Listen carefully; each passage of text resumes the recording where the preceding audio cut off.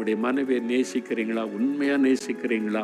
ஆண்டவருக்கு பிறகு உங்களுடைய அன்பு யாருக்கு அதிகமாக இருக்குது? உங்களுடைய மனைவி மேலே இருக்குதா? யோசித்து பாருங்க. ஏன்னா உங்களை நம்பி வாழ உங்களை கைப்பிடிச்சு வந்திருக்கிறாங்க.